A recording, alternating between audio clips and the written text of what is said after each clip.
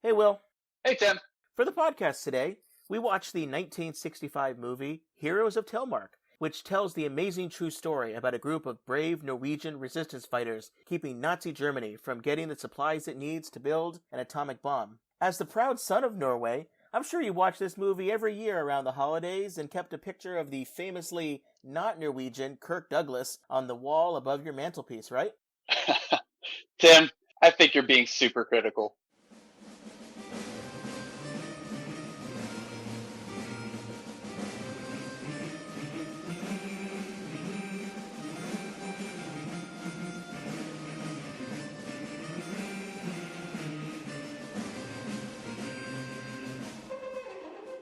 Welcome to another episode of the Supercritical Podcast, where we delve into the fun and oftentimes nonsensical way pop culture portrays nuclear weapons.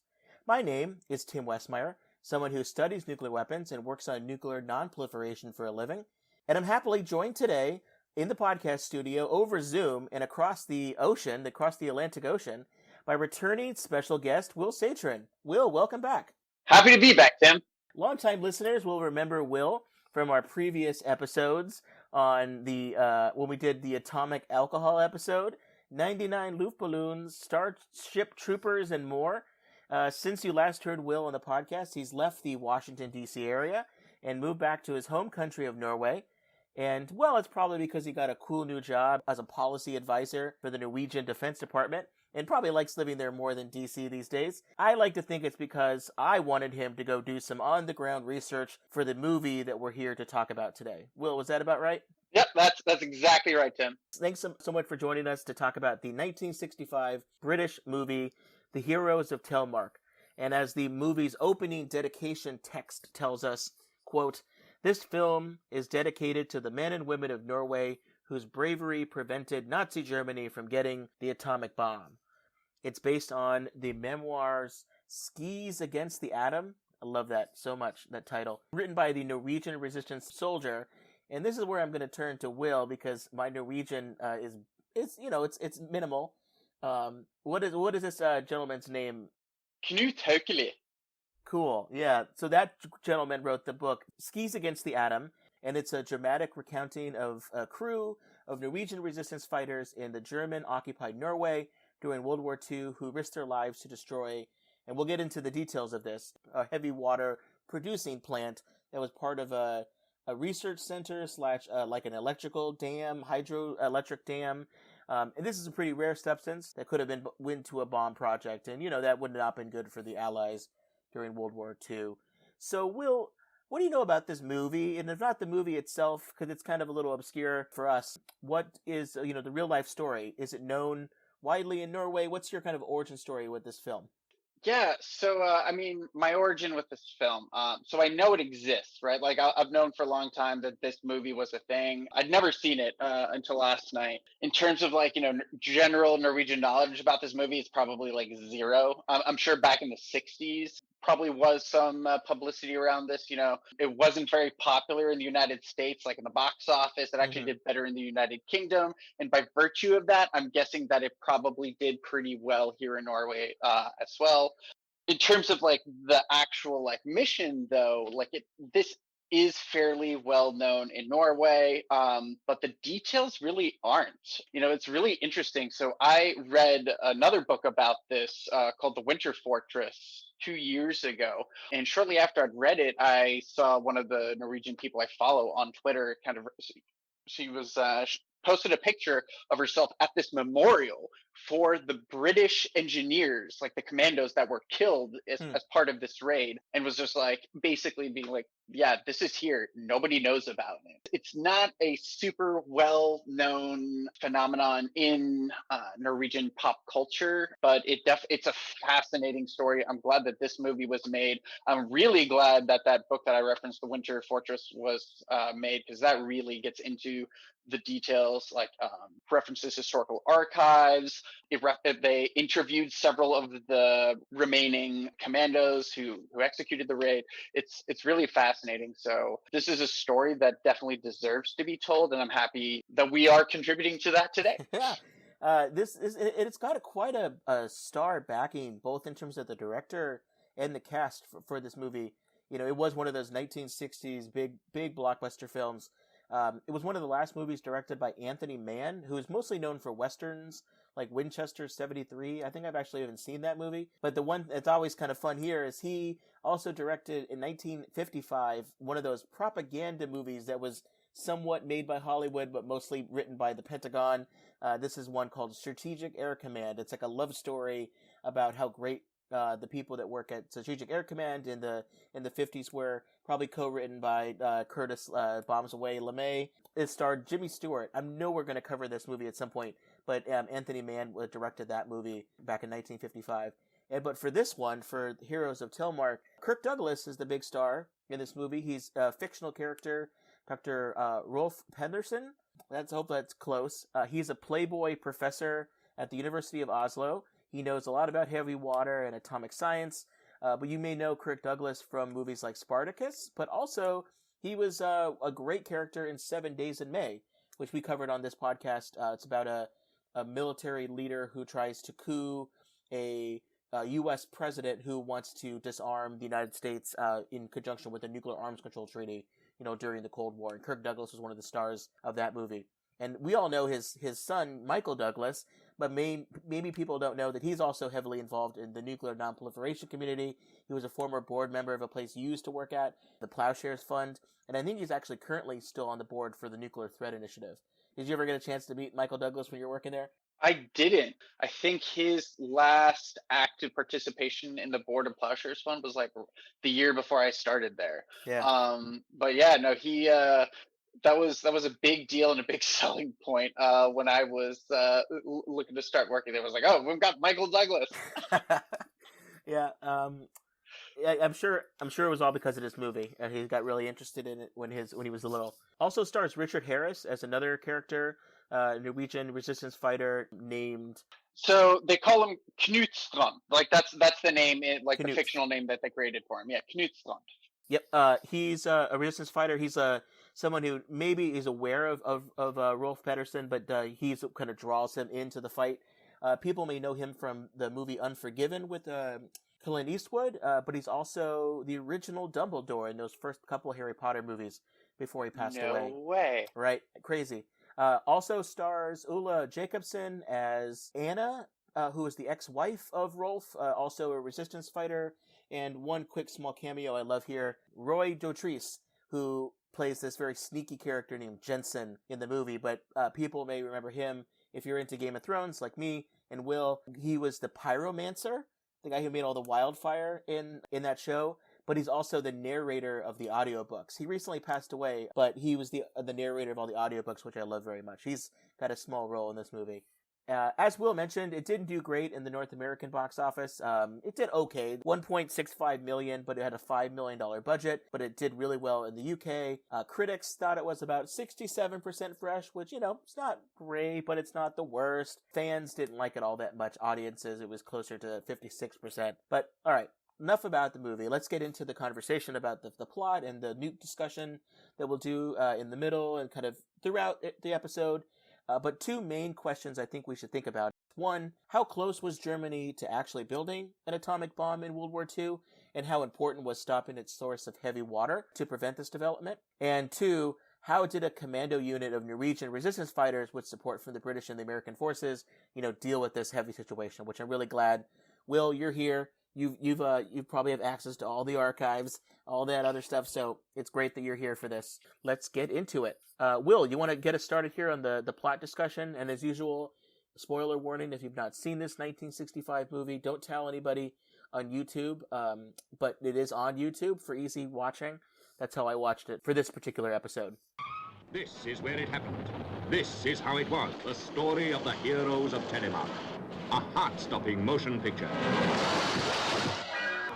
The stranger-than-fiction, real-life story of 9 indomitable Norwegians who prevented the Nazis from perfecting the supreme weapon which would have won them the war. 9 men who broke the barrier of human endurance, who risked 1,000 deaths to change the fate of civilization. I want to know what's so important about heavy water. I want to know, Doctor, and you're going to tell me. I'm telling you nothing. Do you think that I'm going to sacrifice the lives of 6,000 people on the opinion of a playboy scientist? Two dynamic men. Two giant stars live again the real flesh and blood heroes of one of the most crucial exploits of World War II. Kirk Douglas as scientist Dr. Rolf Peterson. Richard Harris as Knut Stroud, resistance fighter. Ulla Jacobsen as the doctor's ex-wife. Stay quiet. Stay close. Stay with us. Come right inside the heavy water plant at Telemark and share the agonizing suspense as these saboteurs fight for your existence. The Heroes of Telemark. It is a love story torn straight from the pages of real life. The Heroes of Telemark. It is a picture of terrifying personal emotions lived against a canvas of rugged grandeur. The Heroes of Telemark. It is an adventure that takes you over and beyond the edge of credibility to reveal the blistering realism of saboteurs in action. Will, why don't you get us started off here? Where does this movie open up? It opens up, first opening scene is in the mountains of Norway. A German convoy is driving along the mountainside. Camera cuts to some Norwegian resistance fighters up on the hillside, and they've got a big boulder that they leverage with some sticks, rolls down, knocks a tank off the road out of the German convoy. Germans open up fire, and so then that kind of introduces the German occupation, what life is like in occupied Norway. So after this incident, the Germans execute a bunch of hostages in a nearby town. So that was very common. Like this was a practice in Nazi occupied Norway, and really like Nazi occupied anywhere. The way that the Nazis tried to suppress resistance fighters was basically by saying, if you attack us, for every German you kill, we're going to kill 10 local members, and it's going to be random. In the book I referenced, Winter Fortress, they talk about one specific incident tied to the mission where basically a couple of Germans were killed or some equipment was destroyed. I can't remember, but they lined up 20 prominent people from the town where this had happened, and they just randomly picked 10 and shot them in the back of the head. So that's kind of this tactic was commonly utilized, and that kind of sets the stage for the rest of the movie. Yeah, the character they have that's organizing this is a real life leader of Nazi Germany who was stationed in Norway. He was Josef Terboven. He was the Reich Kommissar who was in charge of this area. I guess his according to I read the same book that you did, and it's a great resource on this. I think it described that he was supposed to be accommodating to the Norwegians. I think their plan in Norway was it's life is normal except we're here and we're going to borrow some of your heavy water and all of that. But he was much more of a cruel and petty authoritarian. I think he was disliked even by the Germans that were there. And he tried to set up concentration camps in Norway. He was basically there, I guess, until 1945, and then was, tried and all of that. But the caravan you mentioned earlier that gets attacked by the boulder gets its way to a hydro plant. What is it? The Vermolk Norsk? Norsk, yeah. Yeah, so the plant is Vermolk, but the company that operates it, which still exists today, by the way, is very profitable, Norsk Hydro, which is Norwegian hydro, and hydrogen, water. Yeah. Well, it's in the county of Telemark, and it is 100 miles west of Oslo. It's this particular plant in the movie and in real life was experimenting in the production of heavy water. It's actually been doing this since 1934. In the movie, takes place in 1942. It's the only main place in Europe that's making heavy water at any sort of large scale. Basically, the German Nazi command there, they're aware of the experiments. They want to take over. They just simply demand 10,000 pounds of heavy water by Easter. Like the look of it, gentlemen?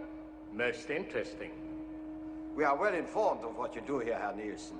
A little experimentation with heavy water, that's all. With deuterium oxide. Yes, we know. The time has come to make a decisive transition from theory to practice. You've done enough experimentation, my dear fellow. This room has more significance for us than you can possibly realize. Well, one day, perhaps you will realize. Forget about fertilizers.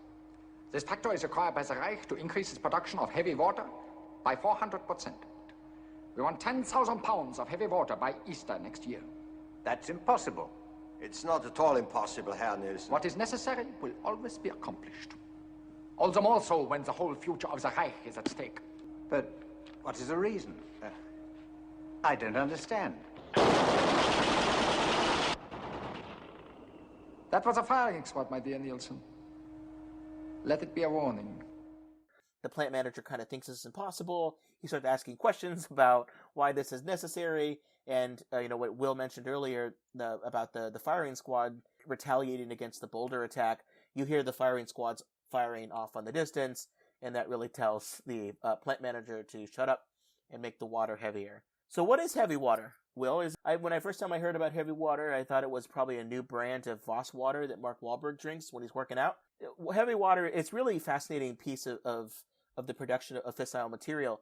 So you usually make it when you want to get to plutonium. The reason is you essentially do a nuclear reactor that burns uranium to make plutonium. You want to make sure that your neutrons that you do as part of this experiment, which helps to control the rate of fission, you fire a neutron into an element of uranium, produces heat and also more neutrons that then go against and break up other uranium atoms and all of that fun stuff. You want that process to be slow and controlled. Normal water is not like there's too much going on. It's like it's too fast and you can't really have a sustained rate of fission. Heavy water, though, because it has extra elements of hydrogen, means that you can actually moderate that reaction. The U.S. actually used graphite to do that during this particular stage of nuclear technology. I think later they got rid of graphite and they moved to water.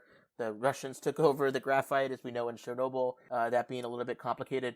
But at this particular time, the Germans really were ahead of the world in terms of what heavy water can do, and you want to make sure, therefore, as you produce this plutonium, heavy water is like a really important part of that. But it's super difficult. It's very rare. It's like 1 part heavy water for every 41 million molecules of regular water. That's pretty rare. So what you need for it is you need a lot of water and you need a lot of power, which is certainly what you would get when you have an electrical dam, particularly at this location. So that's what they did. If the idea there is no one in Europe has this. Germany was certainly not producing at this level, so the Germans came in. The movie doesn't really get into it too much about how they find out about heavy water and all of that.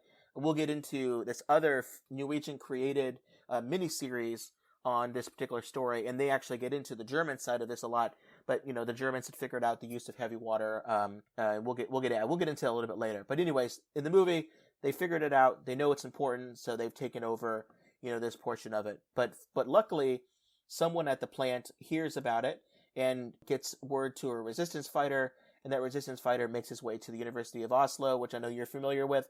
What happens at the University of Oslo when we meet some of our other characters? Oh, yeah. Well, so resistance fighter goes there. He's got some microfilm that's been passed on to him from the factory. And he goes and finds Dr. Rolf Pedersen. And he's in his dark room, supposedly processing some film and stuff. Resistance fighter goes in. And, of course, there's Kirk Douglas, tongue schnogging some student of his. Is that Norwegian for something, or... No, that was me trying to do a lame Sean Connery schnogging. I know, I'm kidding. Yeah. Yeah. So, anyways, no, resistance fighter goes in there. He meets Kirk Douglas. He asks him to take a look at this the microfilm, and Kirk Douglas refuses. He says, "Oh, I don't have time for your petty stuff. You're getting Norwegians killed," right? Referencing these retributions attack. It's like your silly antics are getting Norwegian citizens killed. I don't want to have any part of that. The resistance fighter, argues back and forth with him, and then he kind of storms off. I'm not interested in your messages. My work is here. I've just seen you at your work. I'd rather embrace one Norwegian than kill a dozen a day, friend. Every time you people play Boy Scouts and blow up a few Nazi trucks, 12 hostages are shot. That's your great work. Keep it. A lot of Boy Scouts risked their lives to get this to you. Kirk Douglas does take a look at the film after he's left and then kind of realizes the magnitude of the situation, finds a resistance fighter who's kind of just waiting at the entrance into the university building, and says, "Okay, fine, I'll join forces with you." Yep, they want to get on a boat to England pretty quickly, so they smuggle onto a boat. They take over it. It's actually a pretty funny scene of them taking over this boat, forcing the crew to make their way to England. There's a little. I guess you would argue it's a dramatic scene. It's a little bit of a silly scene to watch these days, but I'm sure this, in terms of action, 1965 was pretty great because it has like Kirk Douglas like sticking off the side of a boat with a stick, pushing enemy underwater mines away, and some other stuff. But it's a good scene. They get to England. Because he doesn't know, I don't think Kirk Douglas at that time was like, this is for an atomic bomb. There's literature out there that says the potential energy producing power of uranium, and they knew that heavy water had maybe something you could do with it. What no one really knew 100%. But the fact that the Germans were so invested in wanting this water, and we didn't know necessarily what it was for, they go to England and they get a brain trust together. They start mentioning that Albert Einstein and Robert Oppenheimer and Enrico Fermi, all of these various American and European scientists and others have figured out that Germans are ahead of the Allies in their race to master atomic fission, and that if there is an atomic bomb potential, this is going to allow them to get even further ahead. We've examined the situation very carefully, and it's been agreed in London and Washington that the factory making heavy water must be destroyed without delay. Personally, I agree with you, Bill, that bombing is, in this instance, the most obvious method. Right. At the same time, we wish, if we can, to avoid large-scale civilian death. This is also clearly the wish of the Norwegian government. I suggest, gentlemen, that Dr. Peterson, who knows what's at stake, and Mr. Stroud, who knows his country backwards, be asked to return immediately to Telemark in order to resolve this question. That is, to determine whether a ground attack by commandos is practical or not.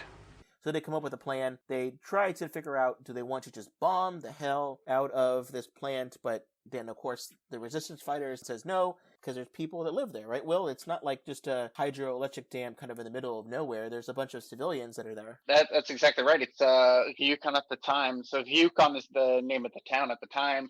It had about 6,000 people, and it's still a town like today. So, and ultimately that is kind of why they went down this path, why the sabotage operation took place was because of that. So they decided instead we'll send a commando raid in, our Norwegian resistance fighters to get on an airplane. They jump out of the airplane, they parachute back into Norway. They get their skis, they get their machine guns, and they make their way back to Telemark. I think maybe the person they were going to meet up with had been caught by the Germans, so they have to make their way to some sort of local safe house. And I couldn't tell in the movie if they knew that they were going to meet people there that they knew or whatever happened to be. But anyways, Rolf meets his ex-wife, Ulla, who was there. She's also working with the resistance team. And this other guy named Uncle, who's there. I think they maybe were going to meet up with Uncle at the cabin, right? But Uncle's also involved in the resistance. Yeah. So they're all there. They're exchanging some pleasantries. There's of course, despite the hospitality that Uncle and Ulla are showing everybody, Rolf, in a real 1960s awkward scene, tries to seduce his ex-wife in bed, fails horribly. There's a great line in here that she says, which is, "You see, it's not so easy seducing your ex-wife. Students are much easier, aren't they? I just don't believe in you anymore." She doesn't believe that he's actually part of the resistance. She doesn't believe that he believes anything. I imagine that even though this is a fictional character, but the backstory for it might be like Kim had an affair with his students potentially, and that's why they broke up or something like that. But anyways, it's not on. They're not on great terms here. Yeah, and it's really funny though, because like this scene is like, this is the first remark I made in my notes. I was like, this scene is rapey. Yeah. Underscore. It's like, not a great way to introduce your like main character. It's definitely like post Me Too. You're looking at this, you're like, wow, that is like borderline sexual assault. Like it's not even borderline. It pretty much is. Like that's no. Yeah, no, it's pretty bad. But despite this, because of the mission, she joins the crew. She learns that the Germans will have their heavy water supply by Easter as they intended. They received more kind of plans for what it's currently happening inside the plant. Because one thing we didn't mention is not only is this place a little bit further in the mountains. So, but there's a town, but it's further away. It's really, you mentioned the title of that book. Winter Fortress. It really is a fortress because the plant itself, where they store the heavy water and where they're producing it, it's almost like its own underground bunker. It's really deep into the mountains. Aerial bombing really couldn't hit it, very easily. There's one main bridge that goes to it, and that's heavily guarded. There's mines everywhere, landmines. There's searchlights. There's barbed wire. There's, I think, like 100 to 300 troops that are there from the Germans. There's anti-aircraft artillery. This is really itself a fortress. And it's cold, right? It's pretty damn cold there. You can easily in winter freeze, during the course of this if you're outside. But anyways, they still have to get there. So they go on a recon mission. They learn, Ula and Rolf, that the town is filled with about 6,000 civilians still. They almost get caught, but they pretend to make out. They're pretending their cover story is that they are like fiancés on their a trip before they get married. That works well in terms of hiding what their true intentions were from a German Nazi who, probably Gestapo, who comes in and is checking things out. Despite what happened earlier, now Ula's fully on board and she's all with Kirk Douglas and all of that great stuff. So now they're back together. 1960s politics. Yep. Why don't you take over from here? What do they do after that weird scene? Yeah, so this scene, right, is part of their essential scouting mission of the fortress, as you mentioned, right? Like figuring out all these things that you mentioned, how fortified it is, and it's really it's part of this decision that they have to make about, are we going to actually try to bomb this, or are we actually going to do a commando mission? Right? That is kind of a question that is introduced in a scene earlier in the movie. So this scouting mission is part of that. One thing about the scouting mission that kind of stood out to me that I wrote down in my notes is this was actually pretty accurate in that they portrayed the Norwegian town and ways of life in a Norwegian way, in that there's one scene just prior to this scene where they're making out in the cabin where they go into a church. All the church music is very Norwegian church music, church Christmas music. They're singing in Norwegian. I also noticed that all the signs are either in German, right, because Nazis, or Norwegian, very accurate. This is one part where I was kind of all right, kudos. This is one, this movie might not be historically accurate, but it got that part right. Cool. Yeah, well, I mean, so far it's not tracking perfectly. I mean, some of the characters are obviously different, but I think the main strokes of what's happening are there. The debate about whether or not aerial bombing or commando raid was better in the movie. That Newt wants to do a commando raid. Kirk Douglas, Rolf really wants to do a bombing run because he wants to kind of get this over with, basically, it seems like. But, they're still trying to figure this out. And there's a really good debate here. Do you destroy this plant and prevent an atomic bomb from getting into the hands of the Nazis, but then risk civilian deaths? Or is it more important to risk your own life? Maybe the mission won't be successful, but there would be civilian, lives saved. They talked about, is this any different than the sneak attack from the beginning of the movie? They took out a tank, but 15 civilians were killed. This is a lot of back and forth. Of course, they don't let Ula have an opinion on any of this. They keep telling her to shut up during this debate. The resistance fighters want to know why heavy water is so important. And, of course, Kirk Douglas says it's classified. I want to know what's so important about heavy water. I don't make the rules. I can't tell you. I want to know, Doctor, and you're going to tell me. I'm telling you nothing. Do you think that I'm going to sacrifice the lives of 6,000 people on the opinion of a playboy scientist? I want to know, Doctor, and you're going to tell me.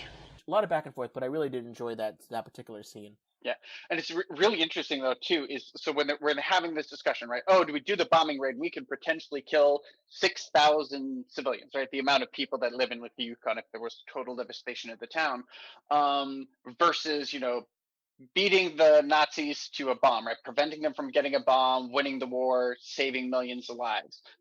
But in reality, that wasn't the calculation, because we knew in real life, the Operation Grouse, which was the scouting mission, figured out a bombing raid would not have been effective. It wouldn't have stopped it. Even if they'd sent them in and they'd kill 6,000 civilians, right, because they bombed the crap out of the place, it wouldn't have worked. Like you said, it was an actual fortress. So when I'm getting a little bit ahead of myself, but I'll kind of sneak peek. When they actually did do a bombing raid of the fortress, it caused exterior damage, but it didn't actually get into the nuts and bolts of the operation of the factory. So it would not have been effective. So in that calculation, like, yeah, you could kill a bunch of civilians and you still wouldn't achieve your goal.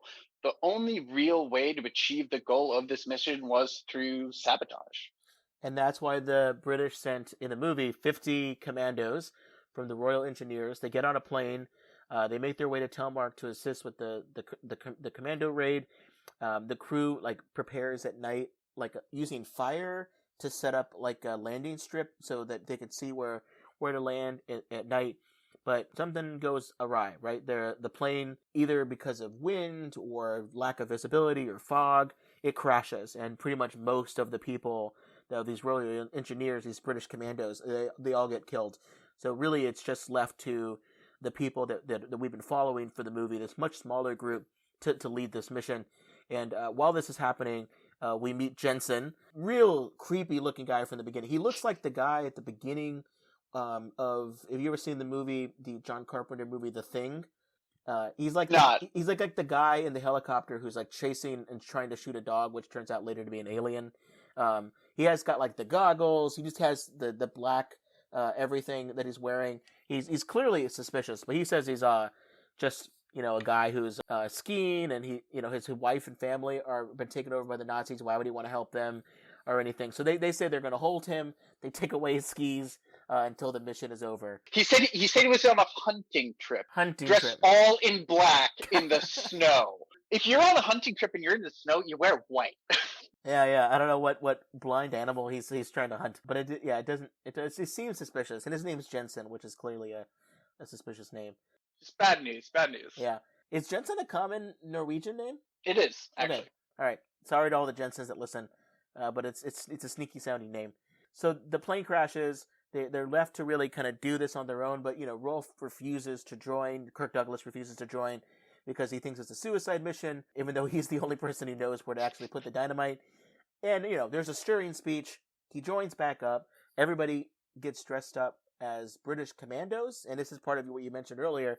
It's so that if they do get caught, they will just be thought to be British commandos coming in, so therefore it wouldn't be any sort of civilian reprisals, because it's not Norwegian resistance fighters, it's the British. I'm not too sure the Germans would split hairs there on that, but anyways, they tie up Jensen, they go on the mission. There's a long series of scenes of skiing and climbing and sneaking. But anyways, the crew gets in, they set the charges, and they blow up the machinery. And it looks like, you would think that could be the end of the movie, right? But what happens? Well, I mean, they get the plant back online, right? Like that's the kicker. And this is actually based on real life too. They got the plant online very quickly after it was initially destroyed. So then they had to figure out how to do it again. An extraordinary job, one might say, of sabotage. How long will it take before production gets back into high gear again? A year at least. First, new containers have to be built, a new store of heavy water accumulated, before production flows at full speed. A year, he says. What do you think we Germans have been doing? Sleeping? Oh, the British fancy themselves very much after what they've done here. Winston Churchill is puffing an extra big cigar today. And we laugh at him. Why? Because all these containers, which the British did so much to destroy, have already been prefabricated in Berlin. They are already on their way here and will be installed by tomorrow. I must say, that is fantastic efficiency. Don't you ever make the mistake of underrating the Germans. By Easter, we will have not merely 10,000 pounds of heavy water, but 12,000 pounds of heavy water. Because from now on, no one leaves this building unless it's to go to Greeny concentration camp, where all suspect employees are being sent. Protest as much as you wish. But get used to the idea. You built this place. Well, you will now work in it, eat in it, and sleep in it until our victory. Heil Hitler! And now the plan is the German high command there really wants to hunt down the commando team. They said if it turns out to be Norwegians, they want 100 civilians killed. And of course, Jensen, who after the mission was over, they probably gave him his skis back. He turns over information and the location of the crew in exchange for the release of his wife or his sister. Yeah, his wife, who was a resistance fighter, so like, it's believable, but that's actually like not what happened. So like this character Jensen, right, is based on a real life character. Like, so during the actual like Grouse and Gunnerside mission, they did come across a Norwegian skier up in the mountains who was on a hunting trip. The same thing happened. They had a debate on whether or not to kill him. They ended up tying him up in this cabin, but then nothing happened. Like, he wasn't this like man dressed in black who had nefarious intentions. No, he was a Norwegian who hated the Nazis for occupying his country. Yeah, but they played around with facts, and they made it more of a Hollywood drama. But then the scene, right, like where they literally create the Hollywood high speed chase on skis. It's like the Fast and the Furious ski edition didn't actually happen, but it made for it. It's interesting film. This time around watching the movie, I thought I was just going to skip through all the skiing parts because if Gabe, my normal co-host on the podcast, Gabe well, if he was on, he would want to talk about the skiing because he loves skiing. Apparently, there's a type of skiing technique called telemark. Yep. So he was going to talk about this for a couple of minutes. But it's not my favorite thing in the world because I'm not a skiing person. I'm more of a sled guy. But it was kind of interesting. I did stop it and actually rewind. They do some pretty good skiing adventure stuff here. After this big chase, when the Germans tried to go to the headquarters where Jensen points them, and they're able to escape, except Kirk Douglas gets kind of shot in the leg, I believe, and he does run across Jensen. He asks why. Jensen describes why he did it. Why? My wife. Your wife? What the hell you mean, your wife? I made a bargain with the Nazis. And Kirk Douglas is like, nah, that's not a good enough reason, and then shoots him. And then he escapes, but he runs into to a German convoy again. They find out who he is. And that he wants that he was there to destroy the plant. It's a lot of like, I got caught. No, I didn't get caught. No, I got caught. No, I didn't get caught. But anyways, they know who he is. They know that he's there. They know that there's resistance people trying to bomb the plant, but he still gets away. And now we know the commando raid is over, and it's the bombers' turn to try. So there's actually a pretty good scene of the various resistance fighters back in another cabin or somewhere else, just listening to the bombers incoming. And knowing that there are civilians being killed because their commando raid didn't completely stop it forever, the heavy water production. They mentioned that 67 civilians were killed, but no damage to the plant itself. According to the movie, at this stage, the Germans have decided that they're not going to deal with this factory anymore. They're just going to take the water that they do have and put it on a ferry across the lake to get to a rail train line and then bring the water back to Germany. So they come up with a plan here to outsmart the Germans. They talked about there's going to be like several hundred troops guarding this train, and there's no way to really get to it. But there's one point in this plan, right, during the supply chain, where the water is going to be at risk.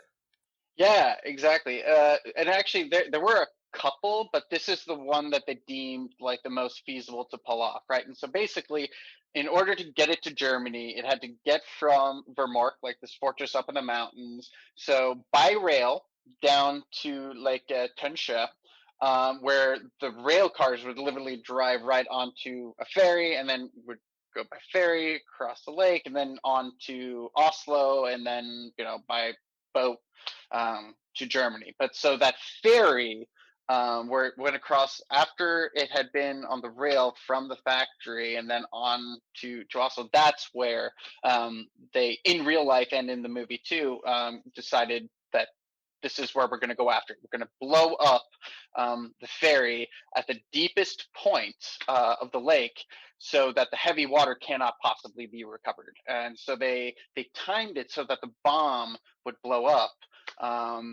when it was at about 300 meters depth. Apparently the thought there was like it was far enough away from shore, deep water, as you mentioned, but also close enough that people could maybe be rescued. Because this was not just going to be... It was kind of really interesting. I don't know if this was intentional from the German sides to reduce the incentive of it being something that the resistance fighters would want to bomb, but there were people on the ferry, throughout this process. They were not just, German military people and troops and the rail car and all of that. There were actually civilians. There's a running subplot of the movie of a woman who was pregnant, but her husband is in Britain as part of this mission, and he gets killed when the plane crashes earlier in the movie. But she gives birth to her child, and she's with the child on the ferry. So Kirk Douglas runs on board, tries to get as many people off the boat as possible. It's a pretty intense scene. It's one of those great things where, what's his name, Hitchcock, always used to say with his movies that if you just have a bomb that might go off at some point and you don't know as someone watching, it's not that suspenseful. But if you show the bomb early and the characters don't know that the bomb's there and it's ticking time bomb, it's really suspenseful because you know something that the characters don't know. They do a really good job with this in this movie with everything. But anyways, the resistance crew, they plant the bombs, they get aboard the ferry, they do their best to get people and the kids to the back of the boat with life jackets and rescue boats and all of that.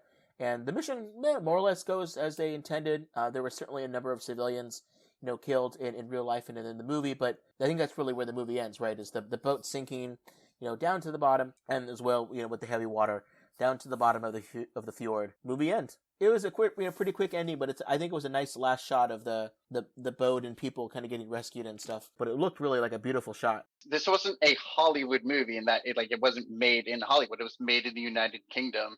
And I'm wondering if they actually went on location for some of this. Because so I remember in the 90s, the Norwegian government made a concerted push to kind of to create tax incentives for big movie companies to come to Norway to kind of boost the visibility of Norway as a tourist attraction, but also to kind of give the local movie industry kind of a boost here. And I wouldn't have been surprised in 1960 if the Norwegian government was like, "Oh no, you guys come here, do this on site." I think it was filmed mostly in Norway. Maybe not at the same places, but filmed mostly in Norway. Making movies in cities gets really complex, right? Because you got to shut down intersections, block traffic, do all these things. It gets very intrusive. But Rjukan is a small town in Norway. That would have been zero problem. Getting extras would have been no problem. So I would not be surprised if that was the case. Have you ever been to this part of Norway before? No, I haven't. But it is on my list of places to go. Going to Rjukan is actually it's become kind of like a tourist attraction. They kept a lot of this stuff intact. They have ferries that are exact replicas of that are still operational. That work. Well, keep your ear out if you hear any sort of ticking clock while you're there. So if anyone maybe is actually on their way, driving from Oslo or on a ferry or a boat on their way to the plant to kind of visit it, let's keep the conversation going, make it interesting for them on their trip over. So let's get super critical. We'll talk a little bit about some of the nuke stuff that's in here. I think it's super interesting that the movie doesn't really delve all that much into the science behind either nuclear weapons or heavy water is used in science of atomic energy. The Germans are going to build some sort of weapon with it. There's some discussions about a bomb, but they don't really get into it because it's at this stage, either it's secret and being done by the British and U.S. scientists, through the Manhattan Project, or it's something that maybe people have read in a couple journals before there was a big censorship movement, for people to be like, guys, stop talking about this in public. The Germans are going to figure this out. The Germans are reading all the same stuff that everybody else is. They don't really get into it too much. There isn't discussions about what kind of the bombs can do, because at this stage it's so nascent. It's very new. I just found that kind of interesting there. Before we kind of get into the nuke discussions, it's a movie about a sabotage operation to destroy a nuclear bomb path, but they don't have to get into it as much because I think the story itself, even separate from the bomb, whatever this place was that they were trying to destroy as part of a supply line, it's a fascinating story on its own without having to get into sort of atomic element to it, right? Yeah, it absolutely is, and it is ironic that they didn't get a lot into the science because this imaginary playboy scientist is a freaking scientist, Yeah. right? Like they don't go into that aspect of it all.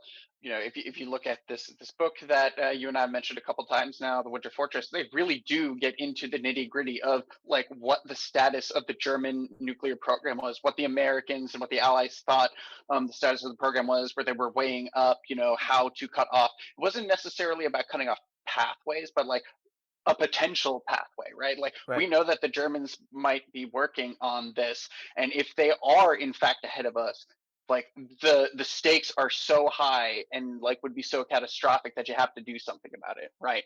Cool. But it is interesting that they really didn't touch on this subject all that much. So for this nuke discussion, I think we're going to talk about three things. One, I really want to get your thoughts on how close this is huge to reality in terms of what the movie was described.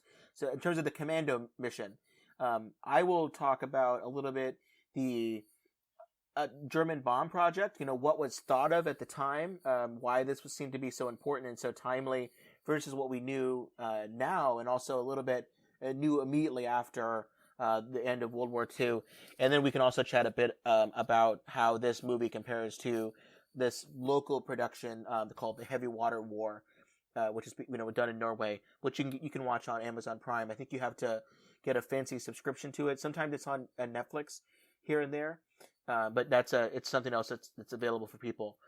So Will, why don't you get into this here? Because I love this quote here from one of the people who was the second in command of the operation, who's a real person, has the same first name as one of the guys in the movie, but is maybe more like an analog, similar character. You want to read this quote here from this gentleman whose first name is Newt? I hear they are spending $5 million, so it's got to be spectacular, and that means more fiction and less fact.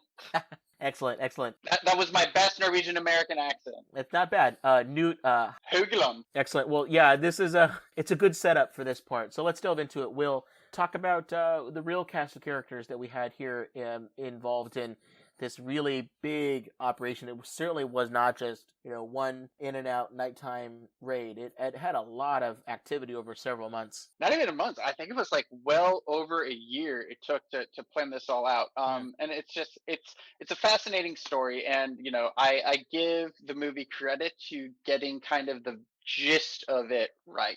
Like from beginning to end, it gets it accurate. But like when I was talking about, so for me, and this is probably more pronounced as a Norwegian, right? But like really, I got annoyed by the fact that they didn't use like the real people's names, like when they had the opportunity to do so, right?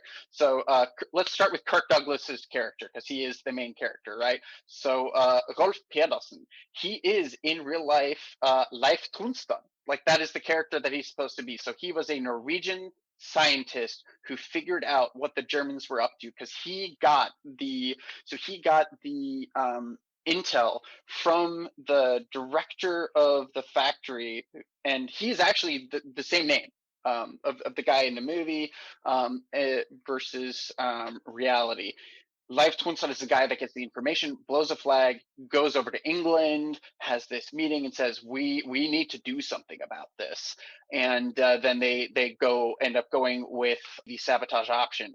And he becomes the leader of Kompani Linge, which is a very famous, it's kind of like the US Navy SEALs, right? Like they were like the core elite resistance fighters during World War II. Like there were lots of divisions of Norwegian resistance fighters. Kompani Linge was where it was at.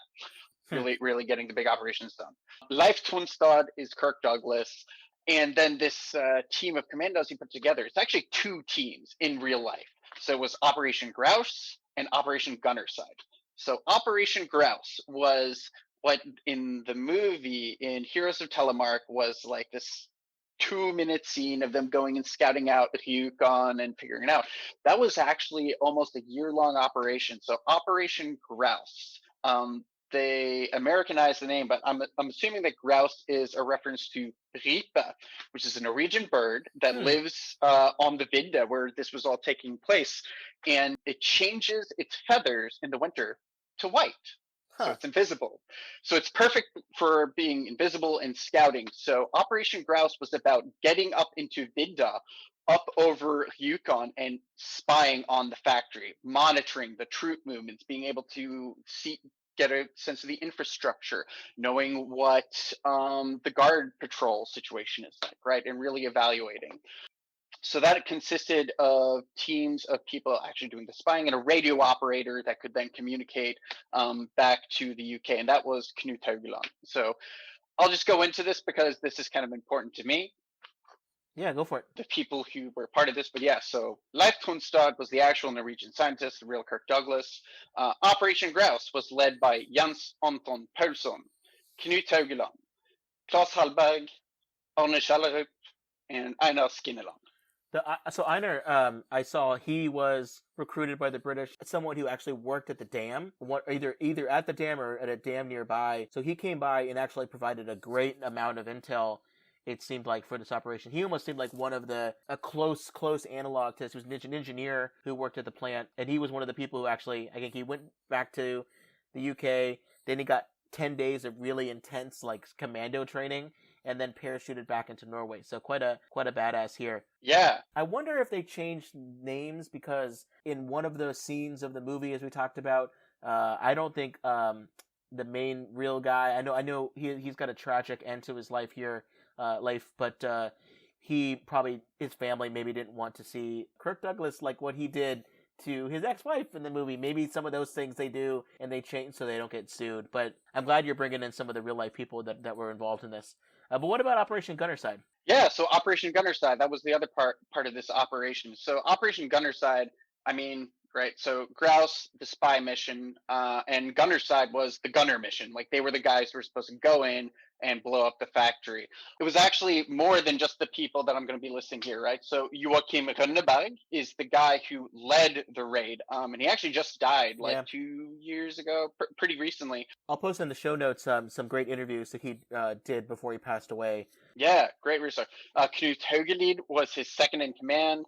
Birger Stønsheim, Fredrik Kaiser, Kasper Idland, Hans Storhaug. So what actually happened was Operation Grouse. These guys were up in the mountains, up in Vidda, for almost a year. And like you referenced, like, this is one of the harshest environments on Earth. Like, in the winter, it is really, really hard to survive there. And it's almost a shame that they didn't get into this. But I mean, these people almost froze to death and starved to death up there when they were doing this mission. A lot of it had to do with the difficulty of getting supplies into them, airdrop. This was World War II. This isn't an air, like, GPS was not a thing, right? So basically, like, planes that were coming into airdrop supplies and drop them down via parachute, they were depending on, it was kind of a paradox, because they were depending on clear skies, right, and good weather to be able to do this and to see their target and to accurately drop down the supplies.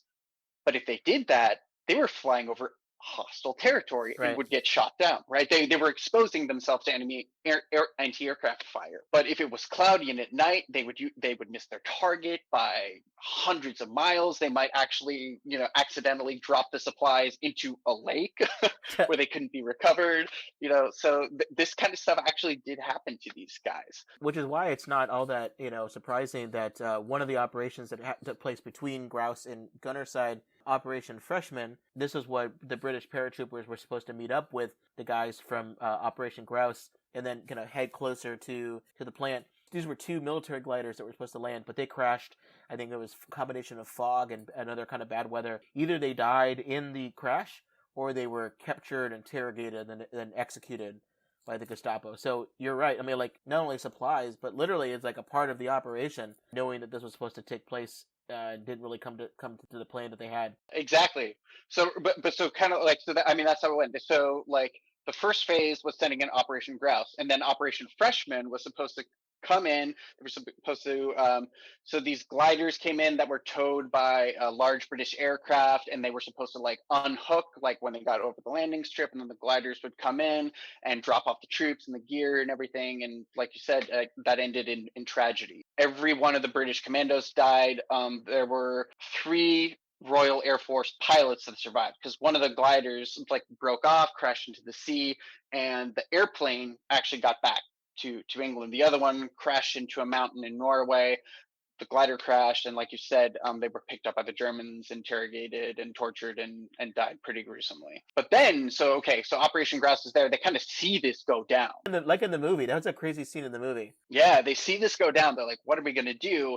And back in the United Kingdom, the Norwegian resistance movie said, okay, we're going to send in the good old boys. Like, we're sending in Norwegians to get this done. And so that is what Operation Gunnerside was. They were the Norwegians that were following up on Operation Freshman. So they met up with Grouse. And so even though there were only 7 members technically of Operation Gunnerside, I think 2 or 3 members from Grouse ended up going into the factory with them. So the actual sabotage mission was a little bit bigger than Gunnerside and smaller, and Grouse as well. It's fascinating. So another thing, but so they go in, they blow up the factory once in the movie. They had to do it twice. Yeah. In real life, they did it twice, right? So they go in, they blow it up, not a single shot is fired. In the movie, they kind of had this like, oh, the Nazis like are shooting at them afterwards. Didn't happen. Apparently, the Germans thought it was landmines being set off by something, and they're like, "Oh, just some of the landmines we set up." They didn't even realize that the bombs were going off. Yeah, they thought there was rabbits or deer that had like triggered the landmines or something. It was buried into a mountain. That's why it was both. It's why you couldn't hear what was going on. It's like trying to say like, when I'm up on my 3rd floor of my house, I don't hear what's going on in the basement. When there's whoever's watching TV in the basement or anything. Yeah, and another thing that I thought was really cool that they did well in the movie. So when I was reading about the actual raid, like there was this huge dilemma. Like, I mean, we can't cross the bridge to get to the factory, right? Because it's heavily guarded. There would be like sitting ducks. So what they did was they scaled down the ravine and and then up the ravine on the other side, and that was like considered impossible. The Germans weren't looking there because they were that's crazy. Nobody can do that, and these guys did it. It's like 500 feet steep, pretty crazy. Yeah, and they depicted that in the movie. Kudos to them. That was a big challenge that these guys had to overcome. But yeah, right. So in real life, that happened. They go in the first time, they blow it up. Germans get it back online. Increase security, and they're like, oh well, I guess we're just gonna have to go and do it all over again. Which they did. They did, despite the heightened security. They get in there, they plant more C4, and actually that was another thing that I thought was really realistically depicted was the C4. Yeah. Like, I was worried that they would have like the stereotypical like the dynamite block strapped together with a stopwatch on it. No, like C4, like in large like tubes. It's kind of like it's Play-Doh, right? Yeah. Like essentially. That I thought that was cool. That was a nifty detail that they threw in there. And it looked silly later on in the movie when they were destroying the ferry because it had like literally it looked like dynamite but with like an alarm clock. But that was what they did. That was they literally experimented with it because that's the parts that they had, and it worked. But despite these 2 commando missions, they still feel like they had to, because the plant got back up online, they had to do some daylight bombing raids. It's pretty amazing the amount of sorties and stuff that they ran here. The stuff that I saw, 143 B-17 heavy bombers dropped over 700 bombs. Apparently, like you mentioned, destroyed the facade quite a bit, but at least 600 of those 700 bombs missed the plant. Pretty bad. High altitude, lots of wind and various wires. You mentioned that they put together. I see your notes here. They put lots of wires to prevent bombing runs. So like things crashed or the bombs exploded before they knew they hit their target. It was definitely a fortress. Yeah, and that's exactly right. Like the Nazis knew that a bombing run from low altitude could be a risk. That's why they put the wires like all of the gorge. The resistance, the Americans, resistance fighters knew this. That's why they had to do a high altitude run. And that just your actually plummets. When you have to go to a high altitude bombing raid, which is why like a lot of I don't. What's the percentage there? 711 bombs, 600. So 111 bombs supposedly hit their target, or at least got close to it, right? Yeah. It's not great, and it didn't really do much to deter, to hinder additional operations. But I guess at some point the Germans decided they were tired of being bombed and tired of these successful commando raids, so they did decide to put the heavy water that they had onto the a ferry, and that, as you know, I think it's pretty close to the way it's described in the movie. In terms of what really happened, there were civilian casualties. I think they said about 18 people were killed, 29 survived. The dead had 14 Norwegian crew and I think 4 German soldiers.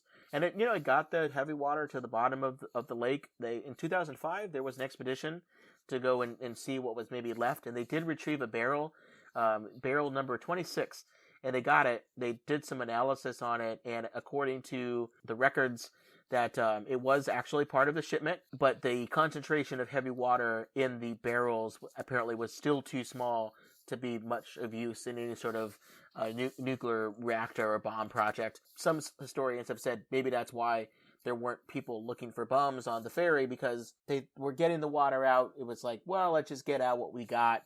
Maybe we'll do some more work with it later. But they didn't see that particular thing. But no one knows that when you're in the middle of trying to plan an operation like this, right? Exactly. So like you said, I think the whole, like, the ferry, it wasn't a scene, it was a lot of scenes, right? But the whole ferry section was very accurate to what actually happened. I mean, the one thing that obviously didn't happen was, no resistance fighter like snuck back onto the ferry to try to get Sigrid and her pregnant and her baby off. No, they blew it up, man.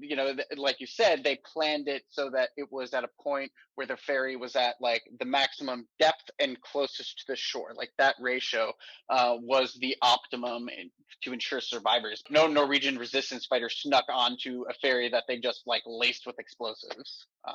Nope. Yeah.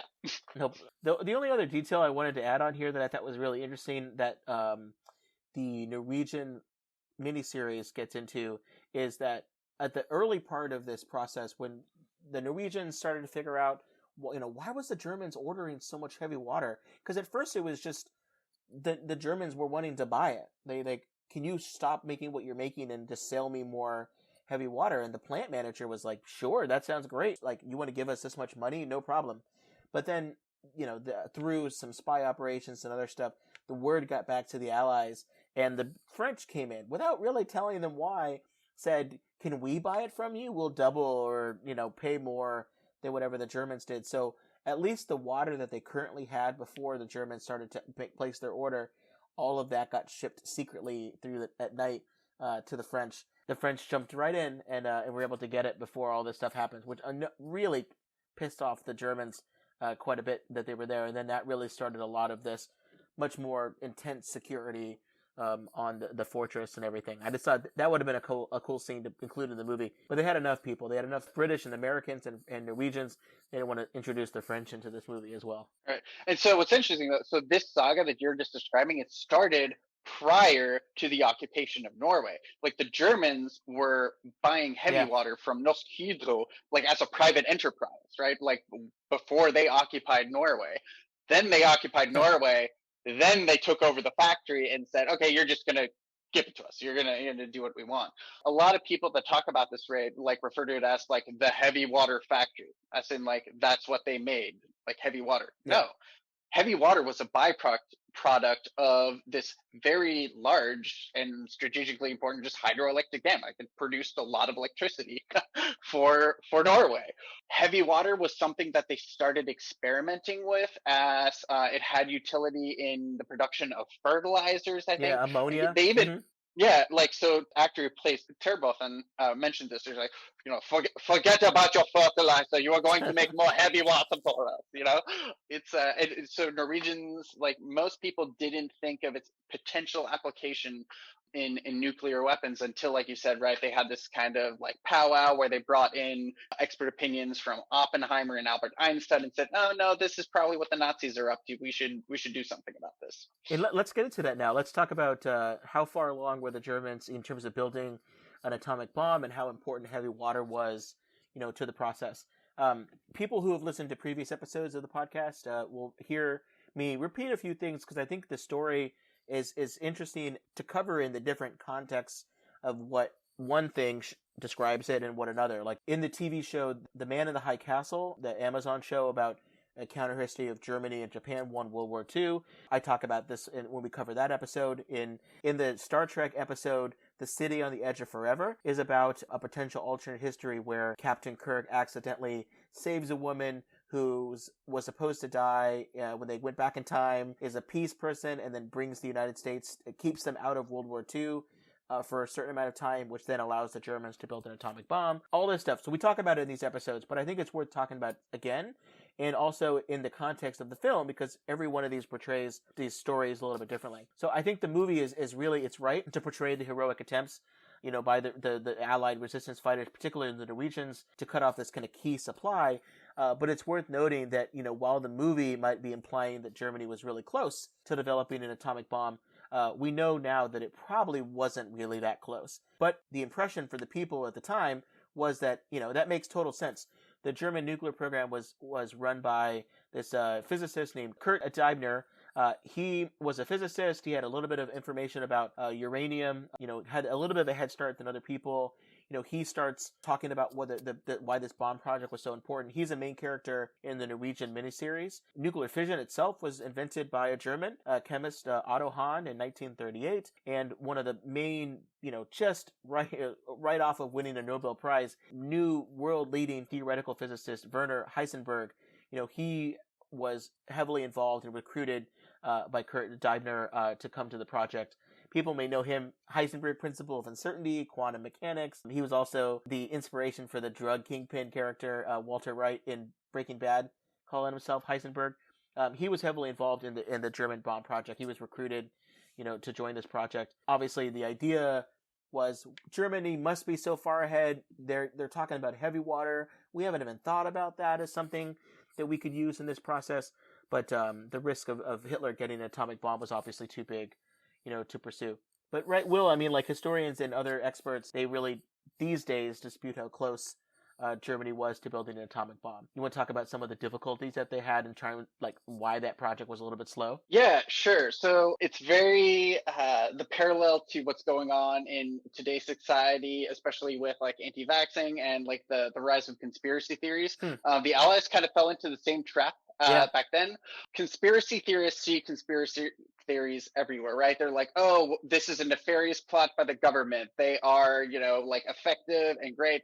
Usually that's not the case, right? I think you and I both know, what is attempted to be explained through a conspiracy theory is usually just ineffectiveness. So this was a little bit of the problem, right? The Allies assumed that the Germans were really on top of this, that they were efficient and they were on their game, and that wasn't the case.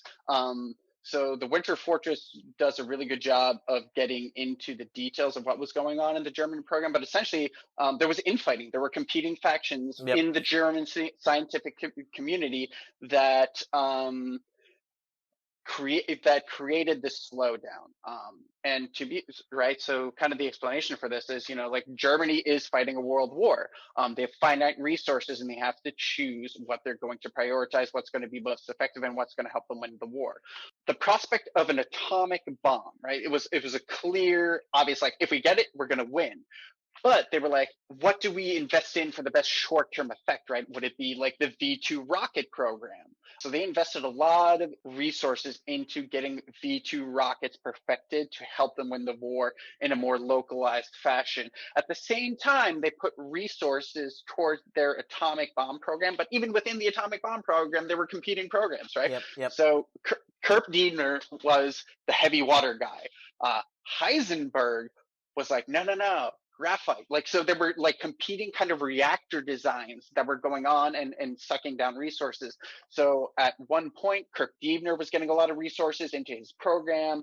Then the Reich was like, no, we're going to start investing more in Heisenberg's ideas, right? So it was this competing infighting that created the big slowdown. But, from the Allies' perspective, they didn't have perfect information. They didn't know what was going on. Yep. So from their perspective, it was about risk management. How do you minimize the threat?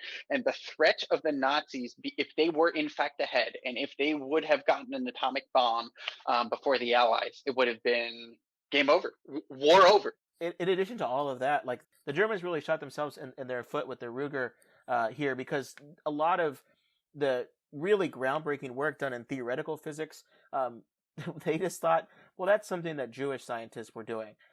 Yeah, we've got a Nobel Prize winner, but he's too even close himself to all these Jewish people. He was quoting Albert Einstein way too many times. We don't do that. Why are you doing that? So while they thought it was, something that could be possible, they didn't have a lot of the people who were the leaders on all of this stuff. And a lot of these, scientists, many of who were either Jewish or were at risk of, what the Nazis were trying to do in Europe, they fled Italy, they fled Germany, and they started working for the Americans or the British. Really hurt themselves with like what kind of expertise, they could get on there. I think this is really perfectly aligns to what you were saying. They didn't put enough money into the uranium development project. A lot of it was done in the university labs and not really for scale projects. The U.S., when they would do it at university labs, they would devote tons of resources to getting this thing done. A lot of this was done at the University of Chicago and Berkeley and others, but they were really just almost military projects by themselves at that point, and then everything got moved, to Oak Ridge or to Los Alamos. But here's a great statistic for this. At its peak, 100 people were employed in the Nazi atomic bomb effort. In the United States, which was, really was a joint U.S.-British operation, but in the U.S., 250,000 people were involved. That tells you quite a bit about the scale here. And there was even just like stupid snafu things.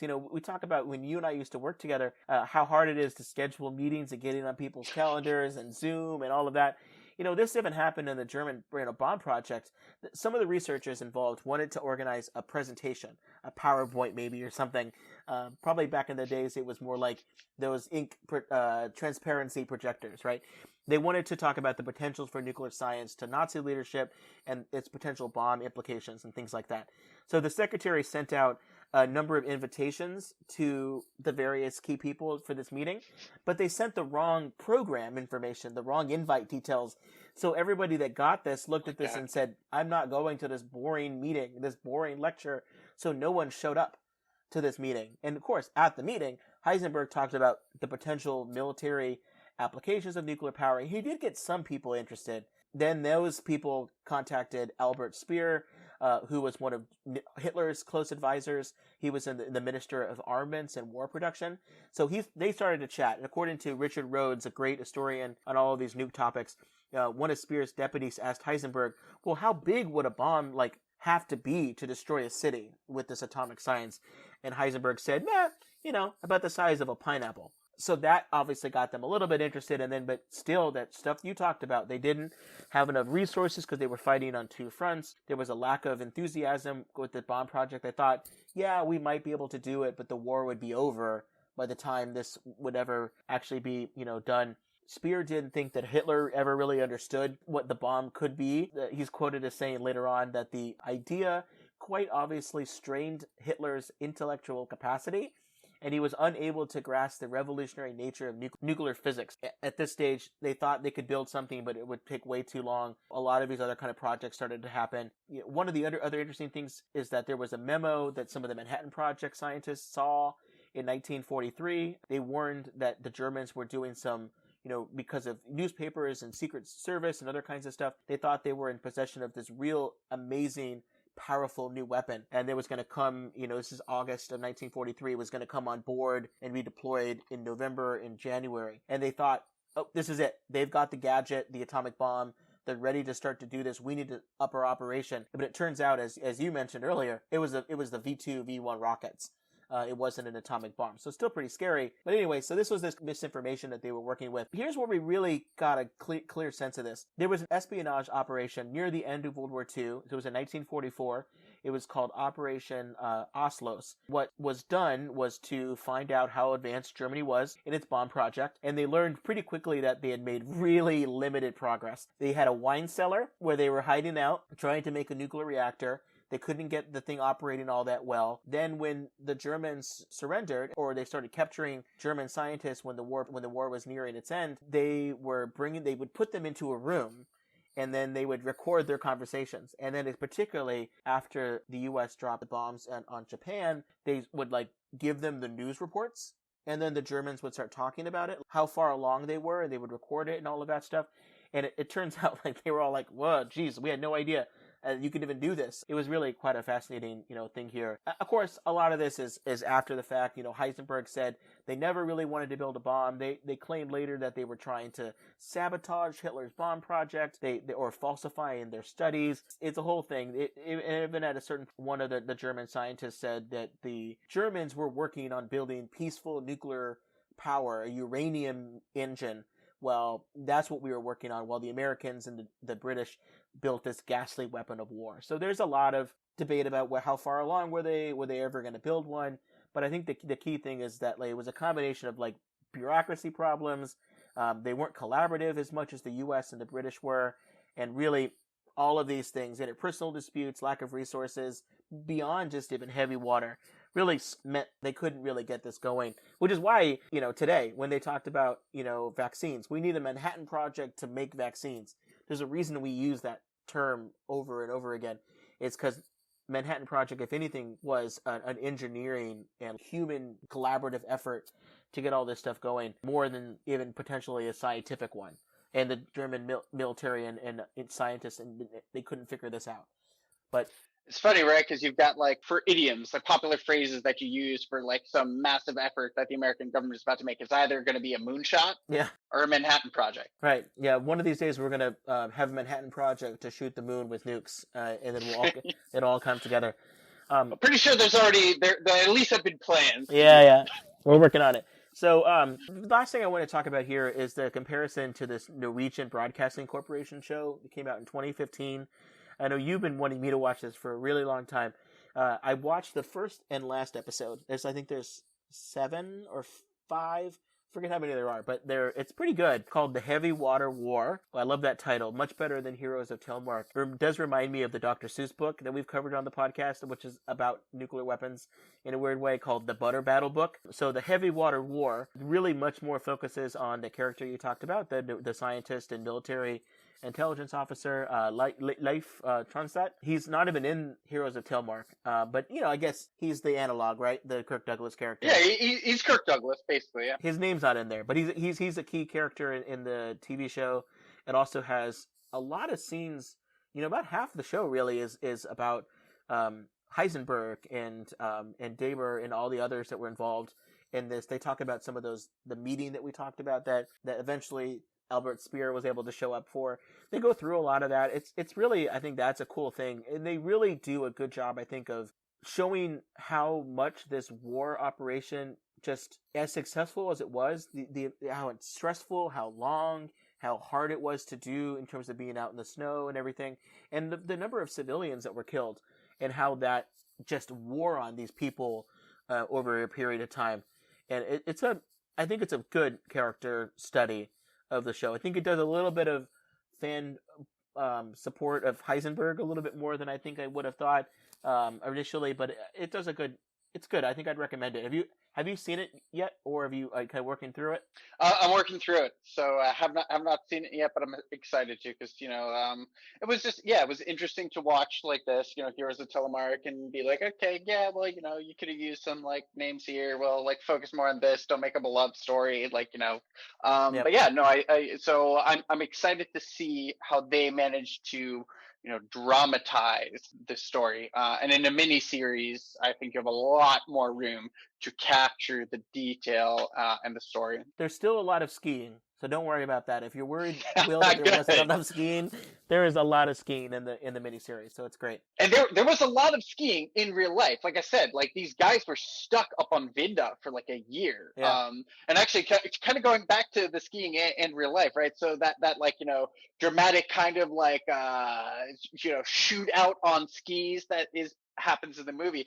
So there wasn't anything it wasn't exactly like that, but there was actually a ski shootout that happened in real life. And it's where, after the raid has happened and they're trying to escape to Sweden, they did split up, right? So in the movie, it's Kirk Douglas and Knut Strand are together. The others have kind of split up, and they get cornered by 300 Nazis on skis or something. Right. It wasn't that. It was a small patrol, but Nazis did spot some of the resistance fighters, and 2 Two Nazis that were great skiers like go after this guy, and basically what happened, he just like kind of like out skied them to the point where like he would let them get close enough, they would like bam bam bam fire off some shots, but they weren't close enough to actually like hit him. They used up all their bullets. He turned around and shot him. That's how it went down. So it was kind of neat that they incorporated that into this movie, but like it was nothing near as dramatic as what they portrayed. But you know, it was cool. It's really sad to read about the tragic end of Leif, because he kept being involved in various operations. He was someone that they wouldn't let him go back to Norway for the longest time. They kept saying, "You're too important for this project. You can lead the operation from Britain." But eventually, he did get to go back to Norway because he had family. He wanted to go back to. He wanted to be involved on the ground, and he led some successful operations. But I think at one point he had captured someone and was interrogating them back at a cabin. But someone saw their ski tracks and followed them and ambushed, and was able to rescue the German colleague back. And at that point, I think Leif was shot and killed, kind of buried nearby. So they found his body. He's a national hero for the work that he's done. But it's a real kind of sad end to this, because despite the fact that he was involved, and as much as this operation, was successful, he still kept going. There was no like happy ending for him at the very end of this. So let's move off of the nuke discussion and just do a quick, what I call parking lot movie discussion. Now that COVID is, at least in the United States, starting to allow people to go back to movie theaters. This is when I was a little kid, growing up, we would, I guess not a little kid, when I was in high school, growing up, we would go to a movie and then hang out in the parking lot before we left and go our separate ways. We would talk about the film. Non-nuke stuff. How well does this movie portray life in 1940s Norway? You talk about a lot of the accurate things that were in this film. Anything remind you anything else you wanted to add to that? I'd say it was probably pretty accurate of 1940s Norway. Like we were talking about, right? They probably shot a lot of the scenes actually in Norway. Certainly like occupied Norway. Like they had a scene at the very beginning of the movie, right? Like at the University of Oslo, where before they kind of like switch to the shot of inside the building, they get outside. There's Nazis parading in the street and playing music. Like that happened. Yeah. Like that was optically very the feel of Oslo at the time.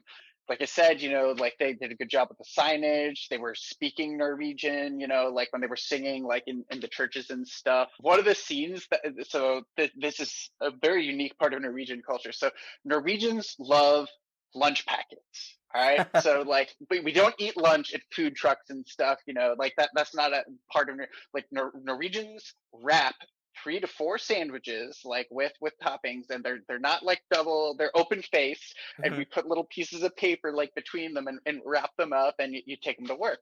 That's just like an ingrained part of Norwegian culture. And there was a scene in the movie where they're on the ferry, right? Like Sigrid has sat down with her newborn baby, and Kirk Douglas is like, "Yo, come on, like Sigrid, I got to get out of here. I need to talk to you." Yeah. And these Norwegians come up, right? Like, do you remember this? They like see these like people that they're like, "Oh, hey, like Sigrid, can we sit down with you? Come join us. We brought sandwiches." And I was like, "Oh my god!" Like, so yeah, they did a pretty decent job. It's funny. I think if anybody was portrayed a little bit weirdly, it was probably some of the British people that were back at headquarters, because they were just like very, very British in terms of like the professory character that was talking about his conversations with Oppenheimer and Einstein and everything. It was obviously weird to see Kirk Douglas play a Norwegian, but I don't know. It didn't seem like it was so bad. It was. He didn't have a Norwegian accent. He didn't try.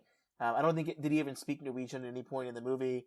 I don't think so. No attempted accents, right? And like as I've kind of demonstrated, it's not that hard to do like a Norwegian American accent. Like, these days, like, characters invest a ton in like language training, accent training, right? I mean, it could have been nice if they'd invested a tiny little bit. I would also say this, like, so the Kirk Douglas character is obviously like a very cocky white male. Norwegians are typically socially kind of reserved and humble. Like, for instance, so when we moved back to Norway in November, I got my wife this like little cartoon book of like Norwegian social culture, rules, right? One of them is like, thou shalt not lock eyes with a stranger on the bus. If you do, look down for 10 seconds, apologize profusely, right? Like things like that. Obviously, Kirk Douglas's character was very, confident, sexist, kind of like the opposite of the typical Norwegian male. But, that's fine. It's a Hollywood movie. Yeah, on that, do you think this movie needed the love story? Oh, God, no. It was required for 1960s British Hollywood productions, but I don't know. I mean, like, it gave an arc to the character of like, well, I don't want to be involved, and I got pulled into the operation. But they could have done that, I think, without that, for sure. 100%. And like, I thought that the story is fascinating without that addition. It is a little weird though, because I was just thinking about this, right? Like, so what else was coming out around 1965, right? Well, so in '64 you had Dr. Strangelove come out. I think also the first Bond movie, right? Dr. No was also in the '60s, right? Something like that. A weird coincidence. So this Ulla Jacobsen looks kind of freakishly similar to Ursula Andress, who was also like, the sex goddess from Dr. No, right? That was 62. Yeah. Yeah, exactly. So that had come out. I feel like they kind of were like, well, we have to make a big successful movie. We need this element. Yeah, it would have been probably okay without it. If they were to remake this movie today, I would love to say that they wouldn't have it, but I'm sure they would also find a way to add it in here. I'm sure. I like that she was a resistance fighter and wasn't just someone that decided to join to stick around. She was, contributing to the operation, because I know her character, the director and writer, had said that they definitely were analogs of people that they knew that were involved in, women that were involved in this resistance. It wasn't definitely just the men and the commandos that were involved. There were a lot of others that were. But it's funny, even the Norwegian, broadcasting miniseries creates characters. There's a character they create that's, I don't know if you watch the Marvel movies, but there's Agent Carter, who is the person who's she's heavily involved in like the original part of S.H.I.E.L.D. She gets together with Captain America, but she's her own spy. She had a pretty good TV show on her own. She's basically like a super spy starting, FBI kind of person. The person that looks a lot like her for this Norwegian show, and she's not real. They kind of made her up, but they said she was an amalgamated character, similar to Ulana in the Chernobyl show. The female scientist was not a real person, but she was represented others that were involved that weren't the main people. So I don't know. They do okay. And any other things that you found interesting with this particular movie, particularly that I don't know how often you watch 1965 type films, but it is definitely different than the kind of films you would see today. And I think watching the miniseries really showed me how different things are with this. But I don't have anything interesting to add to that. I just kind of found at least that piece of it was interesting. Yeah, I'm looking at my notes here, and the only thing I noted was, there is a scene in the movie where like one of the saboteurs dies, like it's shot by the Germans. Like I said, like not a single shot was fired. So again, I feel like they thought that they needed to create some like, some drama, some action, some gunfire, but again, there was no gunfight. Yeah, which is definitely, that's a good sabotage operation, right? Is that you don't get caught. That's really their plan. Better than that. Yeah, that's certainly their plan. So let's wrap up here. Let's do our rating system where we rate Heroes of Telemark out of 5, with 1 being the worst and 5 being terrific. The old Likert scale. I deal with Likert scales all the time at work, so might as well do it here. I like to tailor the rating system so that it's based on the plot that we just watched. I've gotten together back at the UK. I've talked to Einstein and Oppenheimer, and I've come up with this rating system. Scale of 1 to 5, ticking clock time bombs. So Kirk Douglas tells Ulla in the movie that they're building 2 different ticking clock time bombs. So if one doesn't go off, the other will. But that's great. But what if you have 5 ticking clock time bombs? That sounds like a blast and a perfect time to me. How many of those would you give, Will? I would give it a solid 2. Yeah, that's rough. 2 out of 5. 2 out of 5. I go 2.5. I think the movie doesn't age well for me. The scenes, though, the action scenes are pretty entertaining. I like the fact that they do a decent job of showing the various points during this operation. I think they make the final climactic ferry as kind of suspenseful as it can be. showing it in the movie. But it was a hard watch. These are one of those movies that didn't need to be 2 hours long. Oh God, yeah, I completely agree. Yeah, I felt like the miniseries, which again was like 5 or 6 episodes and an hour each, went by faster than watching this movie. But I look, do I recommend it? I think it's interesting for people to watch. I think at one point when I learned that Michael Douglas was heavily involved at Plowshare stuff, I actually sent our old mentor, Joe Cirincione, who's been a guest on this podcast. I sent him a copy of this movie, and I said, hey, Kirk Douglas, Michael Douglas, maybe your staff might enjoy this movie. So I think he made his staff watch this film, and I hope... That's funny. I hope none of them found out that I was the one that sent it, because I don't think I would recommend it to people to watch, but it is interesting. 2.5 out of 5, not too bad. That's funny. I'll ask Jeff about that, because he would have been in that pool of people that would have been exposed to that. Yeesh. So yeah, Jeff Wilson, former guest of the podcast, future guest hopefully soon. See if he remembers that and wants to throw anything my way. We don't maybe recommend based on our rating this movie, but maybe there's some other stuff that people can learn about the story itself. I've got a couple of things here. Someone on Twitter, a friend of the podcast who hosts a real fun show called Exploding Helicopters, which is about every time a helicopter explodes in a movie, recommended a book called A Man Called Intrepid, which is about a British Secret Service agent, William Stephenson, who during World War II was heavily involved in this operation. But you mentioned already The Winter Fortress by Neal Bascomb. Definitely recommend that one from 2016. I recommend a movie called The Final Countdown. I just want to watch as many Kirk Douglas Snoop movies as possible because he's in a lot of them. This is one from 1980. It's a sci-fi action movie where him and Martin Sheen is also in it. They are in a relatively modern for 1980 nuclear-powered aircraft carrier. But of course, it's a sci-fi movie, so it travels in time back to the day before the Pearl Harbor attack. And they try to figure out what they're going to do to maybe try to stop, the attack on Pearl Harbor that started U.S. involvement anyways in World War II. Finally, I don't know how easy it is to get access to this, but I learned that there is a VR game from 2020 called Medal of Honor Above and Beyond, and one of the missions you can go on is to be part of this commando raid of a Norwegian heavy water plant, reminiscent of this story that we saw here. And I know you and I have some fun history that we don't need to get into when it comes to you breaking my VR headset because it was too interactive. And I'll just leave that happened after our atomic alcohol episode. So anyways, just want to let you know, Will, if you want to get back into the VR game, there's apparently one where you can live your Norwegian sabotage dream. Yeah, well, the game sounds super fun. I will probably do it with my own VR headset so I can avoid destroying your living room.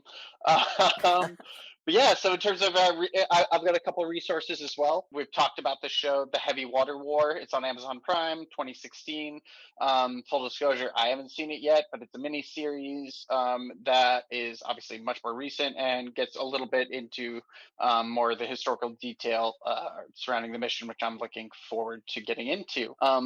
So talking about historical details, so the Norwegian Homefront Museum is the original resource for a lot of Neal Bascomb's book, The Winter Fortress. That's where he pulled it directly from. It's got a lot of the original transcripts of meetings, of Ben's, pictures, imagery, like really, really cool. So I highly recommend that. They have a website. Just Google Norwegian Homefront Museum. You'll find it. And then the third resource I would recommend is Vermork, like the actual power plant. It's there. You can go to Yukon. Like I mentioned earlier in the podcast, like they have a ferry there that takes you across the lake. It's the exact same ferry that they bombed, right? Like it's really kind of eerie. Like I was looking at the website earlier today. It's called www.nia. That's November India Alpha.no because .Norway. Yeah, it's pretty cool. So if you're ever in Oslo, Telemark is that where this is about three hours away. It's a cool place to check out. It's on my list of things to do. Well, Will, I've been trying to come up with a good excuse to come visit you and your wife and dog. in Norway since you left the DC area so suddenly for us. Now that as COVID stuff starts to dwindle down, I think it sounds like a trip we're going to be making, and it'll be nice to see you. But I'm also excited to see this heavy water plant. Definitely. And the European Union just opened up for vaccinated American tourists a couple days ago. Norway is not part of the European Union, but we follow 99.9% of their directives and rules. So Norway should be opening up pretty soon. Excellent. Terrific. Well, Will, thanks so much for coming back on the show here. Where can people find you online these days? I know you still publish and write lots of op-eds. Probably can find you on Twitter. Where can we find you on that? Yeah, you guys can find me on the Twitter sphere at Will Saetren. No underscores. It's straightforward. WILLSAETREN. Great. Thanks, Will. We miss you here in the DC area, but it's fun to chat with you again over Zoom, and that's why I enjoy this podcast as hard as it is sometimes to keep up with episodes. I'm sure the audio quality dropped a little bit on this episode because I don't even know where all my equipment is because we're trying to move and sell my house. It's just a weird, crazy time. But the reason why I do it is to keep in touch with people like you and have these fun conversations. So thanks so much for joining us again. Yeah, and if I can, thanks for the opportunity to plug myself a little bit. But I kind of want to plug you a little bit because I don't think a lot of your listeners know that this is something that Tim does entirely on his own time. There's no money involved in this for him. This is something he does in his free time, and it is really time-consuming work. So in the years that I've known you, I've really just become increasingly amazed that you find the time to pull this off. And it's a real asset to the nuclear policy community. So thank you, Tim. Thanks. It's a lot you can get done between the hours of 12 and 2 a.m. When the toddler's asleep, and I can get to actually get to work. So thanks again. Appreciate that. Thanks for listening to another episode of the Supercritical Podcast. If you have any suggestions for future episodes, or you want to tell us what we got wrong, either how terrible my pronunciation is of anything Norwegian or German, or maybe something related to the movie, there's a couple ways you can contact the show. I'm on Twitter at Nuclear Podcast. Website, we've got one, supercriticalpodcast.com. And I also check an email account, supercriticalpodcast@gmail.com. Until next time, this has been Tim Westmyer. And Will Saetren. And remember, if it's pop culture and radioactive, we're bound to get super critical about it. Will, how would you say have a good one in your region? Han forträfflig dag. Yes, that. Thanks.